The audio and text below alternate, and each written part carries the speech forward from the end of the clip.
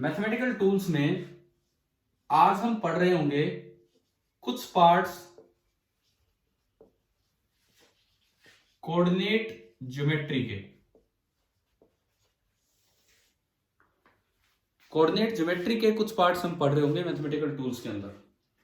अब इसके अंदर जैसे हम 2D ज्योमेट्री की ही बात करेंगे तो ये एक्स एक्सिस, ये वाई एक्सिस, दोनों साइड एरो मत लगाया कीजिए, उससे पता नहीं लगता कि पॉजिटिव एक्स किधर है और नेगेटिव एक्स किधर है।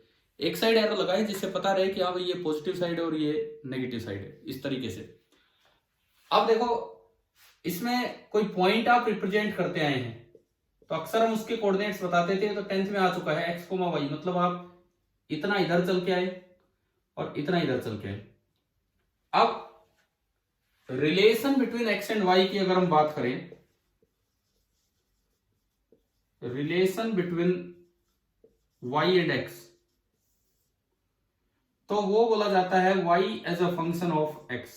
इस तरह से लिखा जाता है Y is a function of X. इसमें देखिए कुछ बातें हैं। सबसे पहली चीज, जैसे कब कब कैसा कैसा ग्राफ होगा। स्ट्रेट लाइन ग्राफ कब होगा? स्ट्रेट लाइन ग्राफ तब होगा जब y डायरेक्टली प्रोपोर्शनल हो किसके? x के। जैसे इस तरह की कोई भी इक्वेशन आ जाए जिसमें y की भी पावर 1 हो, x की भी पावर 1 हो। जैसे y is equal to mx plus C, ये हमारी जनरल फॉर्म होती है, y is equal to mx plus C. इसमें ग्राफ ऐसा बनाया जाता है, ये x एक्सिस, ये y एक्सिस, तो mx प्लस सी, m का मतलब होता है, y और x तो वेरिएबल है, m का मतलब होता है स्लोप ऑफ लाइन। ये स्ट्रेट लाइन ग्राफ होगा, स्लोप का मतलब अभी बताऊंगा। और c को बोलते हैं y इंटरसेप्ट, कांस्टेंट नहीं, y इंटरसेप्ट। y इंटरसेप्ट का मतलब है कि ये कहां ये लाइन y एक्सिस को कट करेगी। सपोज c पॉजिटिव है तो ये ऊपर कट करेगी, c नेगेटिव है तो ये नीचे कट करेगी। जो भी एक स्ट्रेट लाइन बनेगी वो कहां इसको कट करेगी ग्राफ को, उस पर डिपेंड करता है। जैसे मान लो मैंने ये कोई लाइन बनाई कि भाई ये एक स्ट्रेट लाइन है। अब लाइन देख के बताओ कि इसका y इंटरसेप्ट c पॉजिटिव है या नेगेटिव है? नेगेटिव, क्योंकि ये नीचे कट कर रहा है तो c यहां है, तो ये कुछ इस तरह की लाइन होगी। और दूसरी बात स्लोप, स्लोप का मतलब होता है कि इस लाइन ने पॉजिटिव एक्स एक्सिस के साथ क्या एंगल बनाया है, उसका tan theta. m is equal to tan theta. अगर एक्यूट एंगल है तो स्लोप पॉजिटिव होगी, और अगर ऑब्ट्यूस एंगल है तो टेन थीटा नेगेटिव होगा, तो स्लोप नेगेटिव होगी। तो आप इसमें बताओ कि ये स्लोप, फिलहाल इस ग्राफ की स्लोप पॉजिटिव है या नेगेटिव है, ये बताइए। एक मिनट, हाँ मैं करता हूँ, कम करता हूँ थोड़ा। अरे मैं इसको स्क्रीन पे बोर्ड लाने की कोशिश कर रहा हूँ, और कुछ बात नहीं है, पूरा बस बोर्ड आ जाए।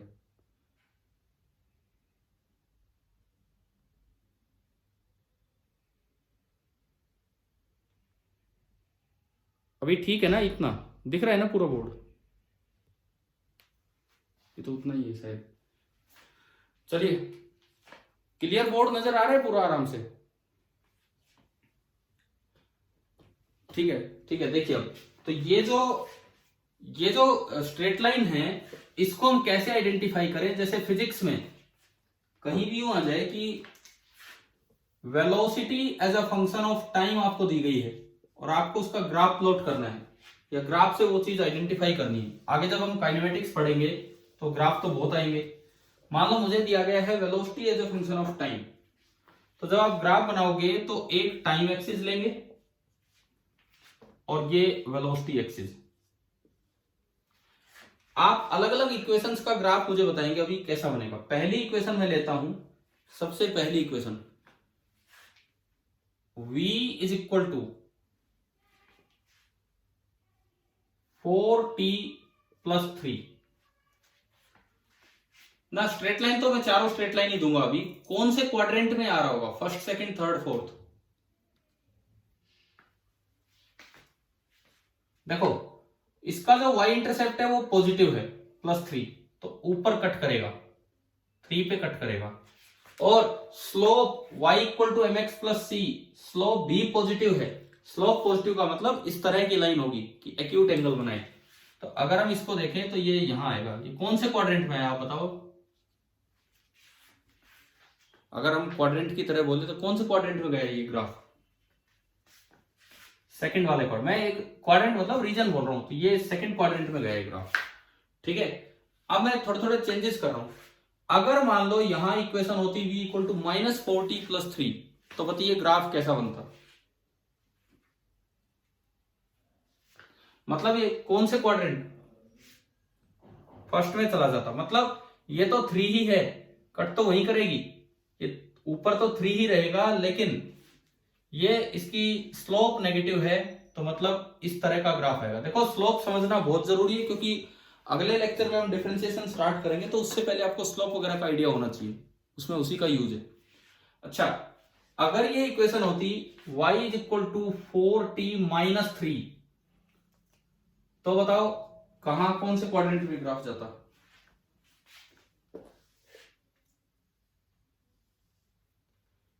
देखिए y = v = 4t - 3, देखते हैं इसका। ये y इंटरसेप्ट नेगेटिव है, तो -3 तो नीचे आएगा, लेकिन स्लोप पॉजिटिव है। अगर स्लोप पॉजिटिव है तो ग्राफ इस तरह का बनेगा, यानी कि ग्राफ इस तरह का बनेगा। तो कौन से क्वाड्रेंट में है? फोर्थ वाले में।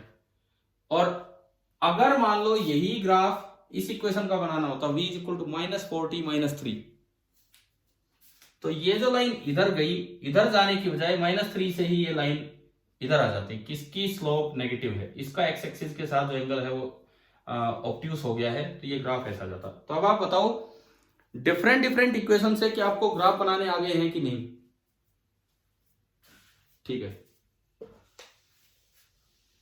इसके बाद देखिए भाई, कल वाला लेक्चर पूरा तो रिकॉर्ड नहीं किया, लेकिन मैंने बाद में अपलोड किया था, और उसके साथ रोजी ने नोट्स भेजे थे मैंने, और एक और भी बच्चे ने, मैंने वो चीजें उनके साथ लिंक करके दे दी थी।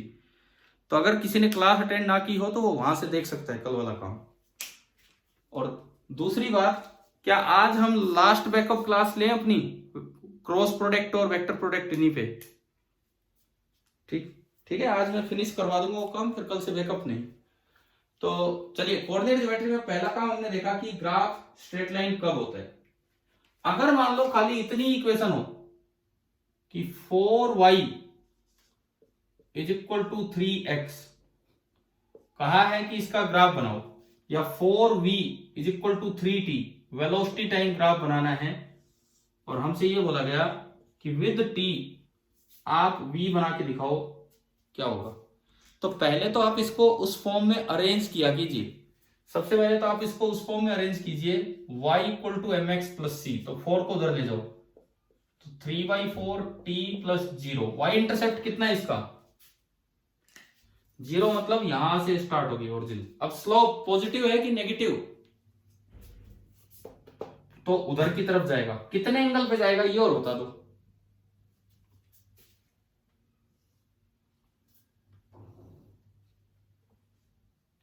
ये जो थीटा है tan थीटा, ये स्लोप होती है, तो दिस इज 3/4, यानी कि थीटा आपका याद होना चाहिए आपको, ये तो स्पेशल एंगल था 37 डिग्री। बन गया ना ये वाला ग्राफ? ठीक है, अब अगर यही इक्वेशन काइनेमेटिक्स की ऐसे होती तो v हो जाता -3/4 × t + 0, तो ये ओरिजिन से तो पास होता। अब मैं एक बार आपको थोड़ा स्लोप का आइडिया दे रहा हूं कि एंगल कैसे दिखाए जाते हैं। देखिए, अब अगर आप इसका ग्राफ बनाएंगे तो ये ऑब्ट्यूस एंगल बनाएगा टाइम एक्सिस की पॉजिटिव डायरेक्शन के साथ, ये ग्राफ बनेगा, और ये जो एंगल है ये ऑब्ट्यूस होगा। लेकिन ऐसे में हमें tan थीटा दिख रहा है -3/4, ये पूरा थीटा है, और tan थीटा दिख रहा है -3/4, तो -3/4 अगर आए ना, तो इसका मतलब है कि जो उधर की तरफ का एंगल है वो आपका कितना हो जाएगा? 37। ये ऑब्ट्यूस एंगल वाले उन कॉन्सेप्ट से आ जाता है, लेकिन अभी मैं सीधा बता रहा हूं। अगर ये -3/4 आए, मतलब उधर वाला एंगल आपका 37 डिग्री। तो पहले बताओ स्ट्रेट लाइन ग्राफ समझ में आ गए, कब कैसा ग्राफ बनाना है इक्वेशन का। अब मैं हायर डिग्री की तरफ चलता हूं। ये तो डिग्री 1 की इक्वेशन थी, x की पावर भी 1 थी, और y की पावर भी 1 थी। सपोज कहीं पे इक्वेशन आ जाए X square plus Y square is equal to R square, कोई कांस्टेंट का स्क्वायर, और मुझसे कहा गया है कि मुझे इसका ग्राफ दिखाना है। किसकी इक्वेशन होती है? ये स्ट्रेट लाइन तो है नहीं क्योंकि पावर हाई है, तो ये क्या है बताओ, किस चीज की इक्वेशन है? नहीं पता होगा, मैं बता देता हूं। अगर किसकी, पैराबोला नहीं है, सुनो, ये इट रिप्रेजेंट्स ए सर्कल। अगर इस तरह की कोई इक्वेशन है X square plus Y square equal to R square, it represents a circle centred at origin, जिसका सेंटर ओरिजिन पे है, और आर रेडियस का आप एक सर्कल बना देंगे। ये इसका पार्ट है। याद हो जाएंगी ना ये चीजें, मैथ्स में आनी है, कोऑर्डिनेट ज्योमेट्री में। अच्छा, तीसरी चीज, अगर मान लो इक्वेशन इस तरह से हो, x माइनस सम नंबर का square plus y minus some another number square is equal to R square, ये क्या बनेगा ना? ये भी एक सर्कल है, ये भी एक सर्कल है। अगर इस तरह की फॉर्म है ना, x माइनस समथिंग का whole square plus y minus something का होल स्क्वायर, लेकिन इसका सेंटर ओरिजिन पे नहीं है। इसका सेंटर कहां होगा? पहले आप a, b पॉइंट ढूंढ लो। a, b वो फर्स्ट क्वाड्रेंट में है, सेकंड में है, कहां है? सपोज कीजिए ये आपका सेंटर ऑफ द सर्कल आ गया a, b, एंड फिर आप एक r रेडियस का सर्कल बना देंगे। सो ये इसकी इक्वेशन है। जैसे मान लो कहीं पे अगर यूज करना हो, सपोज कहीं पे हमें ये देखना हो कि एक इक्वेशन मुझे दी गई है, एक पार्टिकल, मैं फिजिक्स वाले क्वेश्चंस इसके साथ साथ लेके चल रहा हूं, is following a path, particle एक पाथ पे चल रहा है इन XY प्लेन, XY प्लेन में कोई पार्टिकल एक पाथ फॉलो कर रहा है, गिवन बाय द इक्वेशन, और उसकी इक्वेशन दी है x माइनस 3 का whole square plus y plus 1 का whole square is equal to 1, ये दी गई हमें। तो ट्रेस इट्स पाथ, इसका पाथ आपको बताना है। पहली बात सर्कुलर है। अब हम उसे बनाएं, ट्रेस करें। मैं इसका सॉल्यूशन दिखाऊं तो देखें, ये x एक्सिस, ये y एक्सिस, क्या? दोबारा बोलो, क्या कह रहे हो? अरे तो इन पे कुछ काम हुआ नहीं है ना अभी मैथमेटिकल टूल्स पे। सीपीपी आएगा जिसमें डिफरेंशिएशन और इंटीग्रेशन पे होंगे। इन पे ट्रिग्नो और इनके इतनी प्रैक्टिस की कोई जरूरत नहीं है अभी। आप ये बताओ, इसमें पाथ बनवाइए, इसका कैसा होगा? पहले सेंटर बताओ इसका कहां? तो x3 और y माइनस 1, यानी कि ये इसका सेंटर है। x में तो 3 और y में 1 नीचे, ये बन गया इसका सेंटर, और रेडियस है 1 का स्क्वायर 1, तो एक 1 रेडियस का सर्कल बनाओगे तो x एक्सिस उसका टेंजेंट बन जाएगा, और ये इसका पाथ होगा, यानी कि उस प्लेन में वो पार्टिकल इस तरीके से घूम रहे। बताइए क्या ये समझ में आ गया है कि नहीं? ठीक है। अब देखो, हमने पहले देखा स्ट्रेट लाइन की क्या इक्वेशन होती है, उसके बाद हमने देखा सर्कल की क्या इक्वेशन होती है। अब मैं तीसरी चीज पे आता हूं, पैराबोला पे। ये भी एक बड़ा इंपॉर्टेंट कर्व है हमारी फिजिक्स के लिए, जगह जगह इन चीजों की जरूरत पड़ेगी। तो पैराबोला, अगर कहीं किसी इक्वेशन में आपको ऐसा दिखे x और y में से एक की डिग्री 1 है और एक की डिग्री 2 है, एक की पावर 1 है और एक की पावर 2 है, जैसे y proportional to X square और x proportional to Y square. देखो दोनों की पावर 1 थी जब तो ये स्ट्रेट लाइन था, एक की पावर 1 है और एक की पावर 2 है, तो ये सर्कल होगा। अब कैसा सर्कल होगा वो मैं आपको बनाना सिखाता हूं।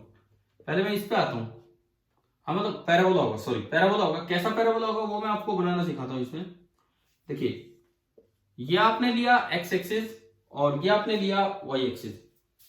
इधर भी मैं लेके चलूं, this one is X axis and that one is Y axis. देखो y proportional to X square, अब यहां कुछ प्रोपोर्शनलिटी कांस्टेंट आएगा तो मैं लिख सकता हूं y बराबर k इंटू एक्स स्क्वायर। अब ग्राफ कैसा बनेगा वो डिपेंड करेगा कि k पॉजिटिव है या k नेगेटिव है। पहले मैं मान के चल रहा हूं कि k is positive. Suppose k positive है तो इसका ये मतलब है k भी पॉजिटिव, और किसी नंबर का स्क्वायर तो हमेशा पॉजिटिव होता ही है भाई, x चाहे पॉजिटिव हो x चाहे नेगेटिव हो, उनका स्क्वायर हमेशा क्या रहेगा, पॉजिटिव। यानी कि ये पूरा पॉजिटिव हो गया, तो इससे ये पता लगा कि y नेगेटिव में नहीं जाना, y हमेशा ऊपर ऊपर बनेगा। तो एक बात क्लियर होगी कि ग्राफ हमेशा ऊपर बनेगा। तो इस ग्राफ को ऐसा बना दो कि ऊपर की तरफ ही रहे और ये यूं मुड़ ले। इस शेप को बोलते हैं पैराबोलिक शेप, जो यूं खुलती चलेगी, ये आपकी पैराबोला है। क्लियर, बताओ ये बनाना आ गया? ये तब है जब k पॉजिटिव है। क्या क्लियर हो रहा है यहां तक? ठीक है, अब सुनो y की तरफ क्यों बेंड किया, इसका कारण सुनिए। आपने x जब 1 लिया, जब x 1 लिया तो y k है, x को 1 लिया तो y k है, x को 2 लेंगे तो y बताओ कितना हो रहा है, 2k। अरे देख के बताओ यार, 4k। यानी कि x तो केवल डबल हुआ है, x तो केवल डबल हुआ है, लेकिन y बहुत ज्यादा बढ़ जाना चाहिए, y 4 टाइम्स बढ़ जाना चाहिए, 4k। तो आपको याद कैसे रखनी है कि कब ग्राफ किधर बेंड करना है। अगर x का स्क्वायर है तो x को डबल करने पे y 4 गुना जा रहा है, तो ग्राफ को आप y की तरफ लेके चले, ना कि x की तरफ। भाई शेप भी तो इंपॉर्टेंट है, x की तरफ बेंड होना है कि y की तरफ। तो अगर x का स्क्वायर है तो y की तरफ ग्राफ बेंड होगा। क्या ये याद रह जाएगी ये बात पैराबोला की? अच्छा, अगर इसी में k नेगेटिव होता तो एक्स स्क्वायर हमेशा पॉजिटिव और k नेगेटिव, तो इसका मतलब y हमेशा नेगेटिव। हाँ, तो यही ग्राफ आपका नीचे आ जाता। ये कब आता? जब k नेगेटिव होता। क्लियर ना सभी को? ठीक है, अब उधर आओ। एक्स प्रो किसने किसने करवा रखे हैं मैथ्स में? कौन सा चैप्टर चल रहा है, क्या कुछ हो गया आपका?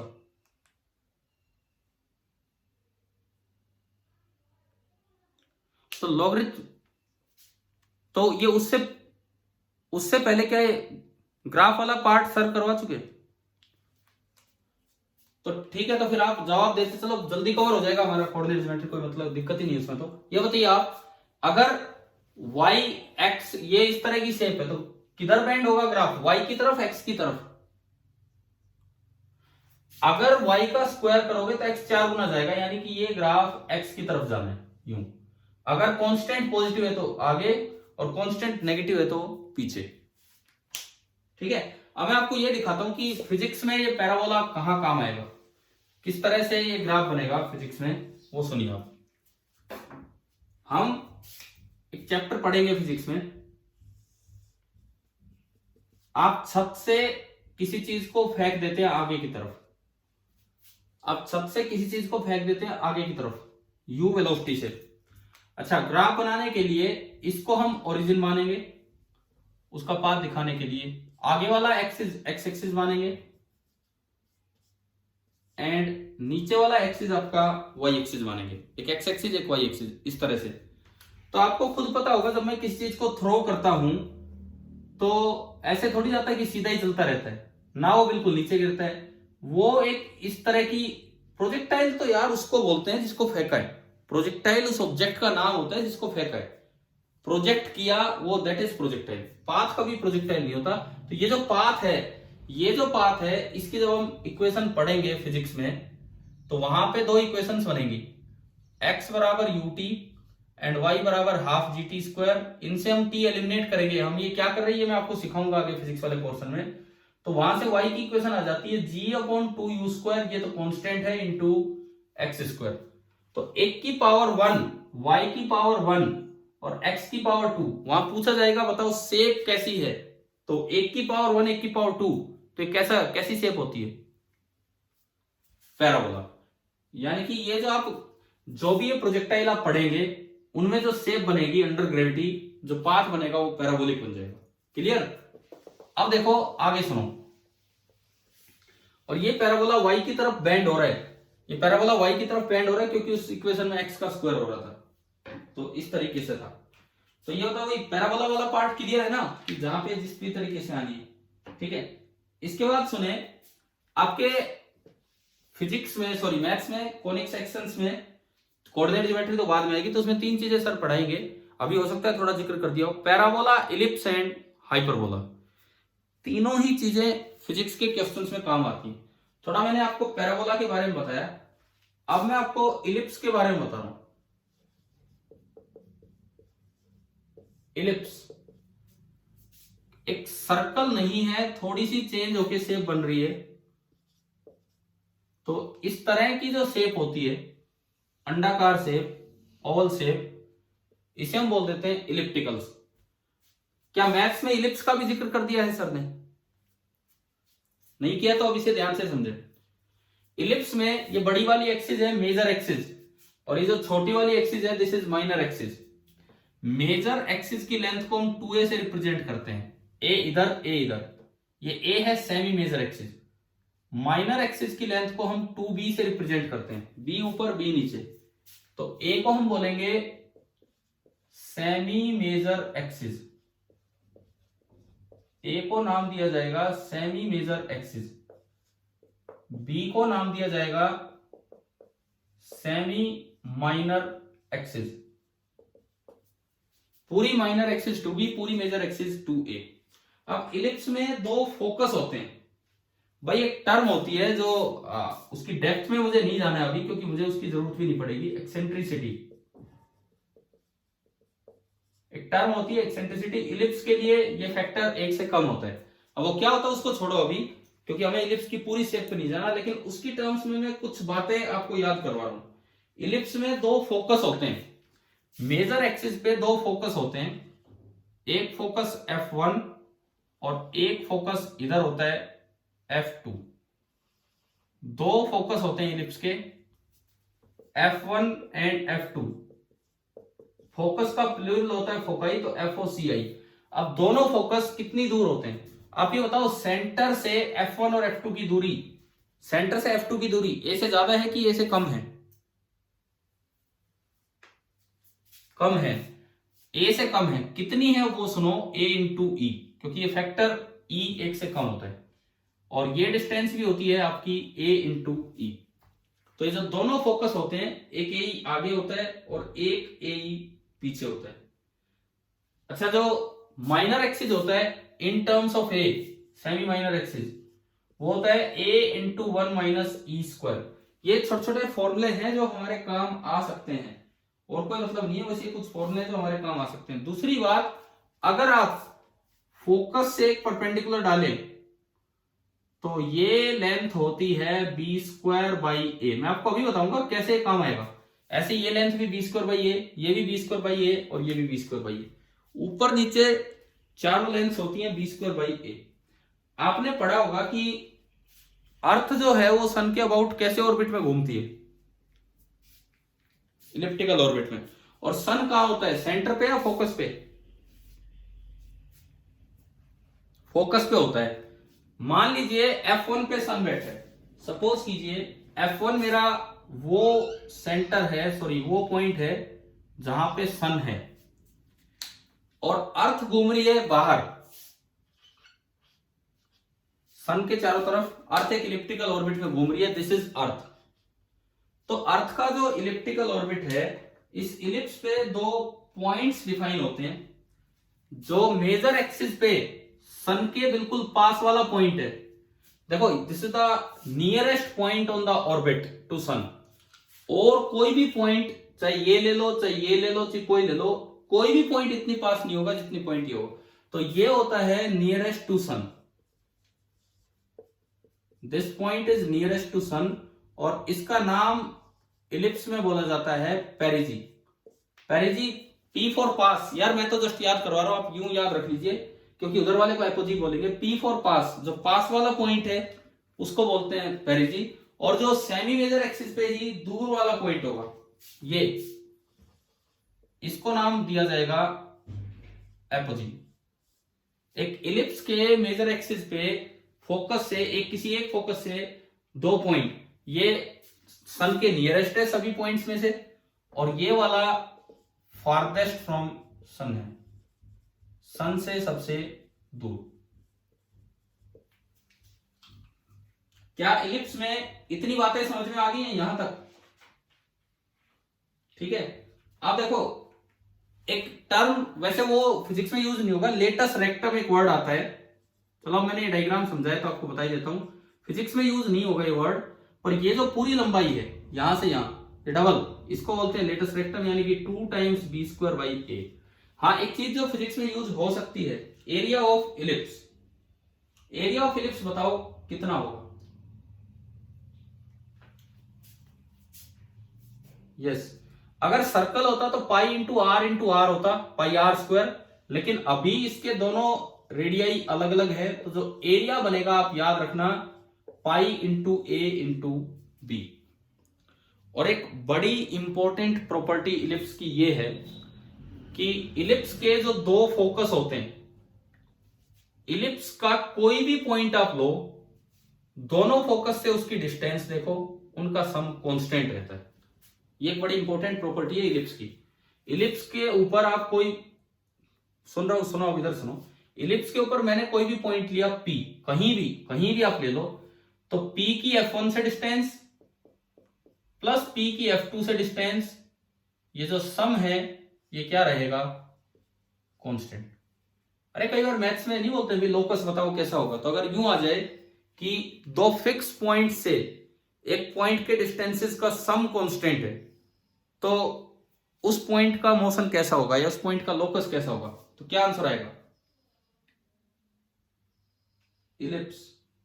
दोबारा सुनो यार, एक इलिप्स जो होता है, उसका कोई भी आप पॉइंट लोगे, एक फोकस से उसकी डिस्टेंस देखो प्लस दूसरे फोकस से उसकी डिस्टेंस देखो, उनका सम कांस्टेंट रहेगा, चाहे आप पॉइंट यहां लो, चाहे पॉइंट यहां लो, चाहे पॉइंट यहां लो, चाहे पेरिजी पे लो, चाहे एपोजी पे लो। क्लियर हो गया? ठीक है। मान लो कभी ये पूछा जाए आपसे कि मैंने टेबल पे दो ऑल पिन लगा दी, दो पिन टाइटली फिक्स कर रखी, एक धागा लिया कुछ फिक्स लेंथ का, एल लेंथ का धागा लिया, उसको ढीला सा यहां से और वहां तक बांध दिया, लूज है वो, उसका एक एंड इस पिन पे बांध दिया, एक एंड उस पिन पे बांध दिया, और मैंने उस पे पेन या पेंसिल लेके, पेपर पे कर रहे हैं सारा काम, और अंदर की तरफ, धागे के अंदर की तरफ लेके उसको धागे को खींच दिया, और अब मैं पेन को घुमाऊं कि धागा टाइट रहे, तो कैसी शेप बनेगी पेपर पे?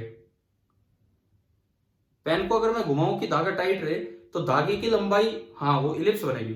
धागे की लंबाई तो कांस्टेंट है, धागे की लंबाई कांस्टेंट मतलब इस P पॉइंट की दूरी F1 से प्लस P पॉइंट की दूरी F2 से कांस्टेंट है, तो वो जो ऊपर ऊपर शेप बनेगी वो आधा इलिप्स बन जाएगी। क्या क्लियर है कि नहीं यहां तक? ठीक है।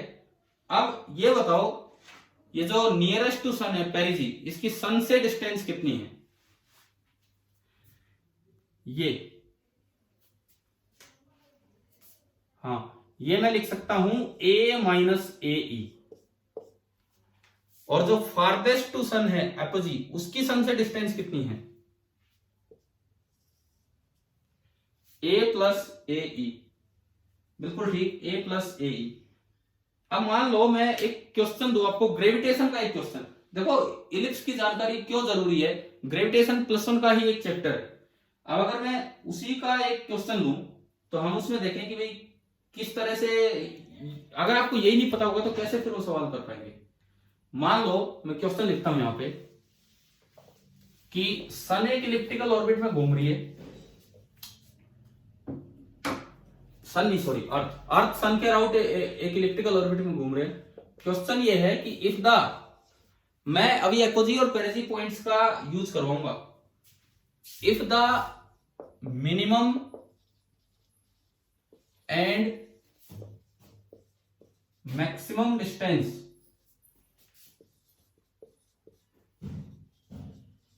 Distances of earth from sun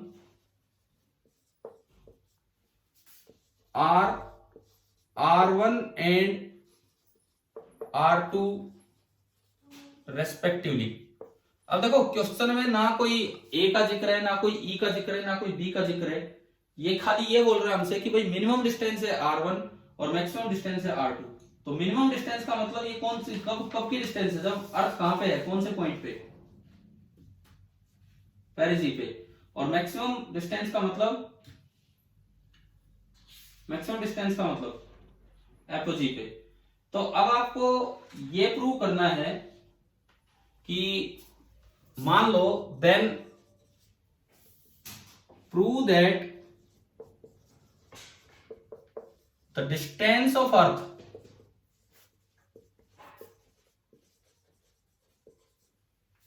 from the sun is 2r1 r2 upon r1 plus r2 when the line joining sun and earth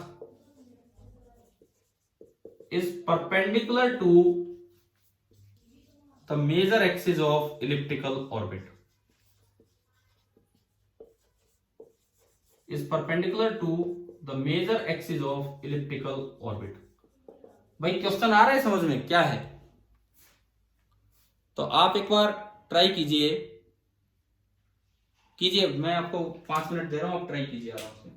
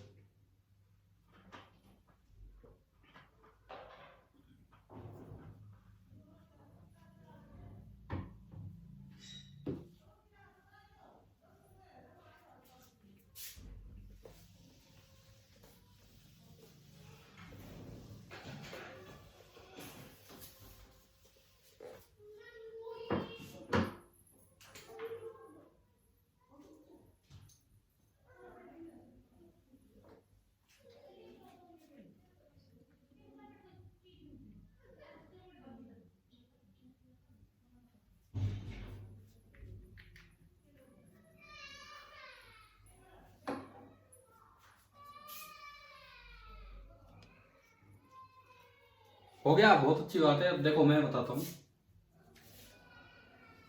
लेकिन आप ये सुनो, अब ये फिजिक्स का क्वेश्चन है, ग्रेविटेशन का क्वेश्चन है, क्या बिना इलिप्स की जानकारी के ये सॉल्व हो जाता?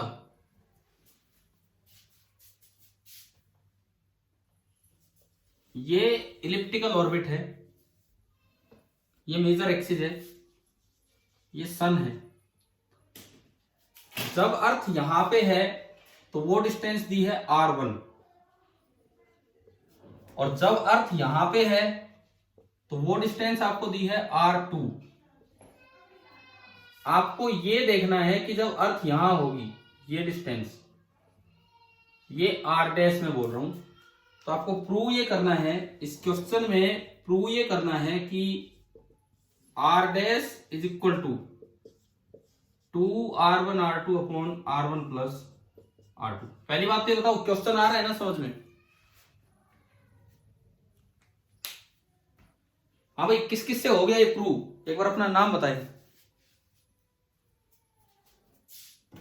ठीक है आयुष 2। अच्छा देखो इधर सुने, तरीका देखे होगा आप इसका कैसे करना है, सुनिए।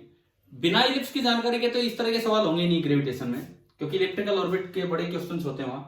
हमने पढ़ा पेरिजी पॉइंट का डिस्टेंस R1 कितना होता है, अभी थोड़ी देर पहले बताया, A माइनस AE। R2 कितना होता है, A प्लस AE। और R डैश कितना होता है बताओ, ये बताया था अभी, B स्क्वायर बाई A। और B और A में क्या रिलेशन होता है?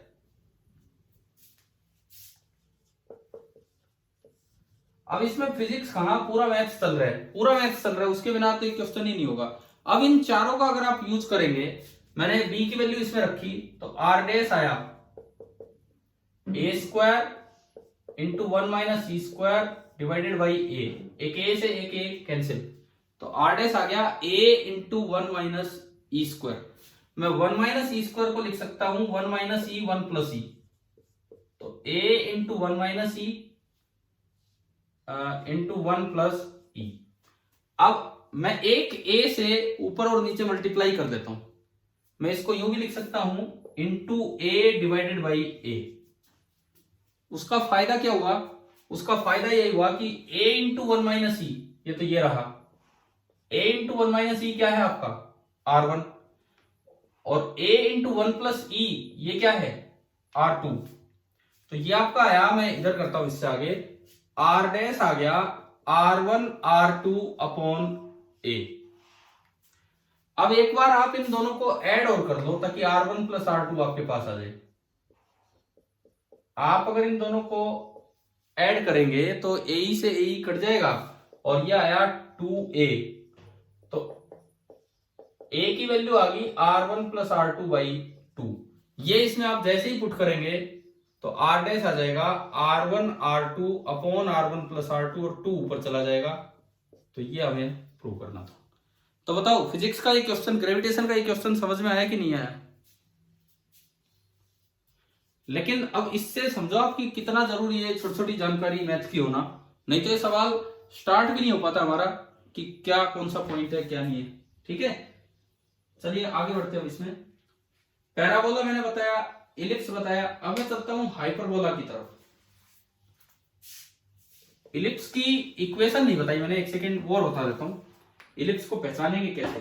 तो जो इक्वेशन ऑफ इलिप्स है वो इस तरह की होती है, X square upon A square plus Y square upon B square is equal to 1। ये जो इतनी देर से हम जो इलिप्स बना रहे थे जिसका सेमी मेजर एक्सिस ए है, सेमी माइनर एक्सिस बी है, तो इसकी जो इक्वेशन होती है इस तरह की होती है, X square upon A square plus Y square upon B square equal to 1। और अगर a बराबर b हो जाए और उन दोनों को मैं r बोल दूं तो ये क्या बन गया, देखो यहां पे X square upon R square plus, तो ये आर स्क्वायर उधर गया और ये किसकी इक्वेशन होती है? सर्कल की। यानी कि एक इलिप्स का स्पेशल केस होता है सर्कल। अगर एक इलिप्स के दोनों एक्सिस की लंबाई सेम हो जाए तो वो सर्कल बन जाएगा और एरिया भी वही आ जाएगा फिर पाई इंटू ए इंटू बी, तो पाई आर स्क्वायर जो हम सर्कल का याद रखते हैं। तो इलिप्स में इतना बहुत है कि इतनी बातें आ गई है ना समझ में सभी को? ठीक है, अब मैं चलता हूं नेक्स्ट हाइपरबोला की तरफ। हाइपरबोला बहुत ज्यादा हमारे काम नहीं आना, कहां काम आना है वो बताता हूं आपको। वैसे तो हाइपरबोला की इक्वेशन इस तरह की होती है जैसे इलिप्स की थी, एक्स स्क्वायर अपॉन ए स्क्वायर प्लस, प्लस की जगह यहां माइनस आ जाता है, y square upon B square equal to 1। हम हाइपरबोला की बात कर रहे हैं, बट ये इक्वेशंस वगैरह काम नहीं आएंगी। हमारे जो काम आना है फिजिक्स में, ग्राफ्स में कौन सा हाइपरबोला काम आना है, उसे हम बोल देंगे रेक्टेंगुलर हाइपरबोला। ओनली ग्राफ्स में ही वो चीज काम आएगी, कब और कैसे वो सुने आप। इसे हम बोलेंगे रेक्टेंगुलर हाइपरबोला। कहीं भी अगर फिजिक्स में इस तरह के ग्राफ आ जाए कि y is inversely proportional to x, y is inversely proportional to x, तो इसका मतलब होगा कि ये x एक्सिस है और ये y एक्सिस है।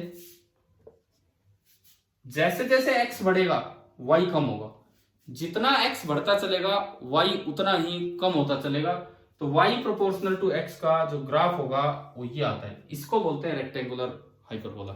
इससे ज्यादा हाइपरबोला की डिटेल कहीं यूज नहीं होनी हमारे, तो बस ग्राफ में ही काम आ रही कि y प्रोपोर्शनल टू x ना इनवर्सली प्रोपोर्शनल टू x, तो शेप ऐसी जाएगी। ऐसी क्यों गई सुनो, ये x x1 था तो y कुछ y1 था।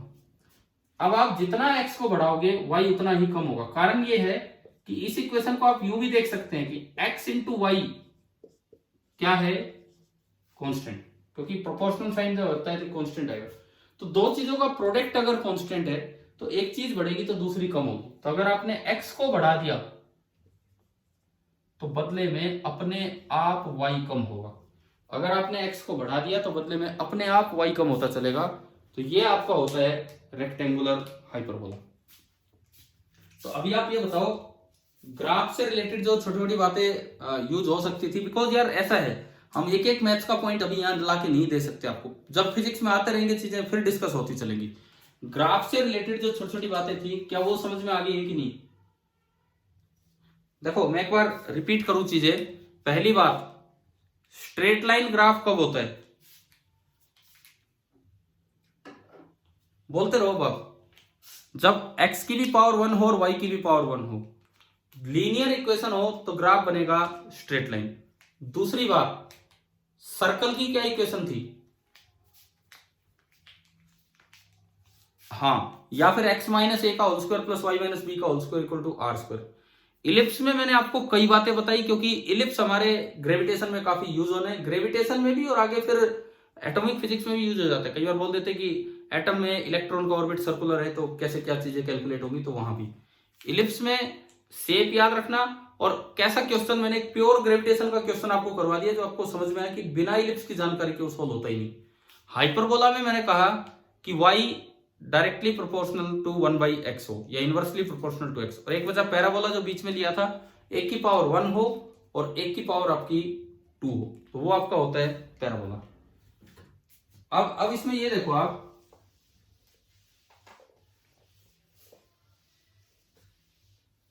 जैसे इस तरह का कोई ग्राफ दिया हो, ये x एक्सिस है और ये y एक्सिस है, और हमें ग्राफ दे दिया ये इस तरह की कोई ग्राफ की इक्वेशन मैं अभी देता हूं। ये एंगल है 37 डिग्री, ये आपको पॉइंट दिया गया, यहां पे x है 0 और ये x है 4। क्वेश्चन है find the average value of y। भाई ये सिंबल मैंने बताया था ना पहले, ये सिंबल आपका एवरेज का होता है। ये जो सिंबल है ये एवरेज वैल्यू का होता है। Find the average values of y for x बराबर 0 टू x बराबर 4। कीजिए, ये कीजिए आप। ना जी गलत है आंसर तो जो आप बोल रहे हैं।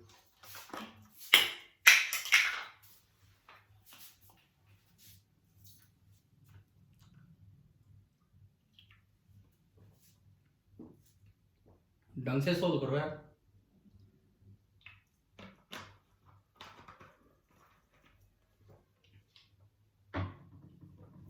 नहीं, पहले तो ये बताओ इसकी इक्वेशन क्या बनेगी?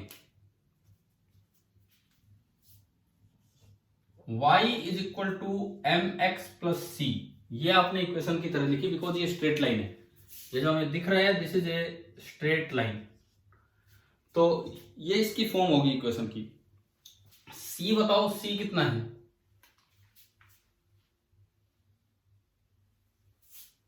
नहीं, इसमें c कितना है? इसमें जो मैं पूछता चलूँ वो बताते चलो, c कितना है? 0। m कितना है? हाँ, tan 37 डिग्री यानी कि 3/4। तो y कितना आ गया? 3/4 इंटू एक्स। अब देखिए, अब मुझे y की एवरेज वैल्यू निकालनी है x बराबर 0 से x बराबर 4 तक। तो सबसे पहली बात, at x equal to 0 y कितना है? इसमें रखो x की जगह 0। फिर एट x इक्वल टू आखिरी पॉइंट 4 y कितना है बताओ? 4/4 कटेगा तो y कितना आया? 3। अब मुझे तो एवरेज वैल्यू ऑफ y चाहिए। क्या मैं अर्थमेटिक मीन निकालूं कि ज्योमेट्रिक मीन निकालूं कि हार्मोनिक मीन निकालूं? कल सिखाया था ये काम किस तरह से करें आगे। क्यों निकाले अर्थमेटिक मीन? क्या वही एवरेज वैल्यू होगी?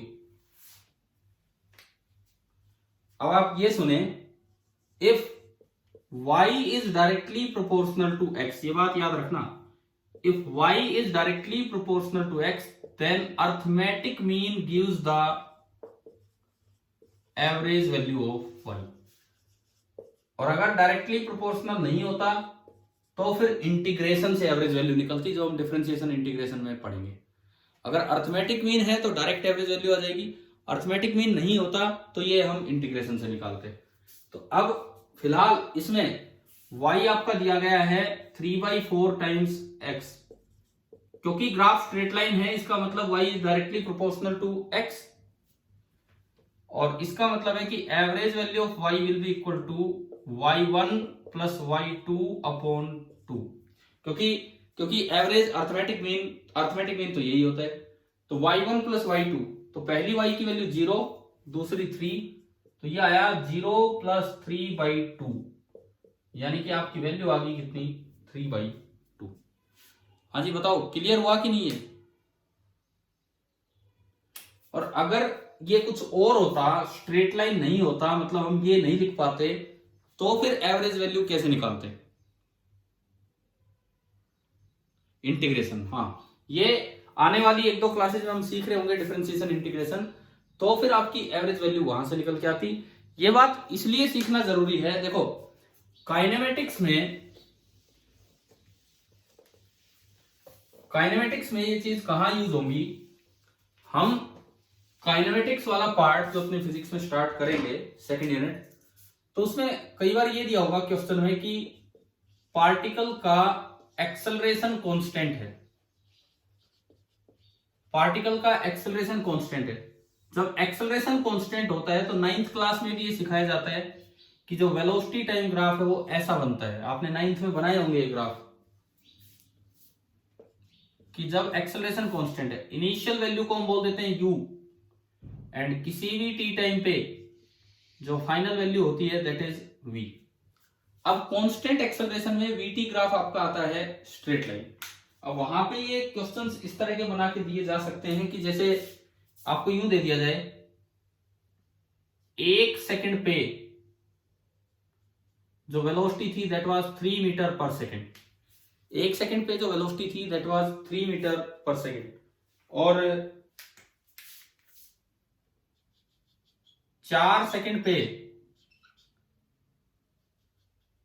जो वेलोसिटी थी दैट वाज 4 मीटर पर second.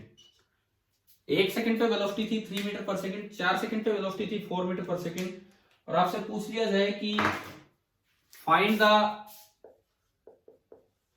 Average value of v from 1 second to 4 second. Constant acceleration है, तो आपको इस ग्राफ से सीधा पता लग रहा है कि अगर एक्सेलरेशन कांस्टेंट है, ग्राफ स्ट्रेट लाइन है, तो it means v is directly proportional to t, और अगर डायरेक्टली प्रोपोर्शनल टू t है तो एवरेज वैल्यू ऑफ p बता दो, आप बता दो कितनी आ रही है यहां से।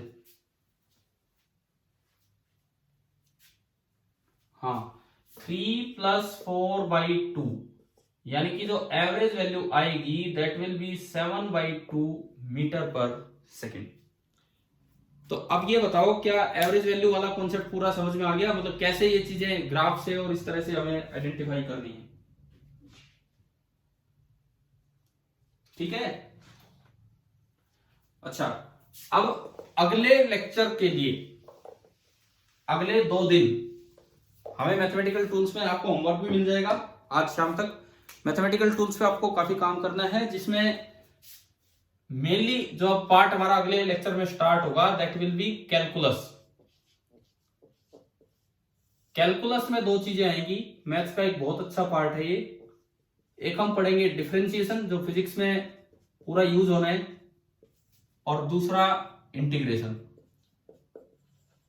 मैंने आपको एक दिन सिलेबस दिया था, आपको सीबीएसई सिलेबस 2 यूनिट्स का, 2-3 यूनिट्स का, तो उसमें कुछ अंडरलाइन करके चीजें दे रखी हैं। तो उसमें उन्होंने फिजिक्स के सिलेबस में लिख रखा है कि elementary idea of differentiation and integration, लिखा हुआ है ना एक लाइन उसमें काइनेमेटिक्स वाले में।